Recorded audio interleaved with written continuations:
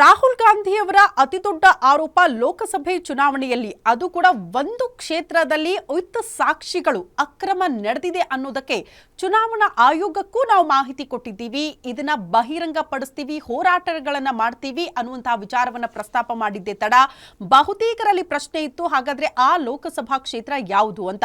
ಅದು ಕರ್ನಾಟಕದ್ದೇ ಅಂತ ಹೇಳಲಾಗ್ತಾ ಇದೆ. ಬಟ್ ರಾಜ್ಯ ಕಾಂಗ್ರೆಸ್ ನಾಯಕರು ಹೇಳೋ ಪ್ರಕಾರ ಡಿ.ಕೆ. ಶಿವಕುಮಾರ್ ಅವರಂತೂ ಬೆಂಗಳೂರು ಗ್ರಾಮಾಂತರ ಅಂತ ಡಿಸೈಡ್ ಮಾಡಿಬಿಟ್ಟಿದ್ರು. ಬೆಂಗಳೂರು ಗ್ರಾಮಾಂತರ ಅಲ್ಲ, ಬೆಂಗಳೂರು ಸೆಂಟ್ರಲ್ ಅಂತೆಲ್ಲ ಹೇಳ್ತಿದ್ದಾರೆ.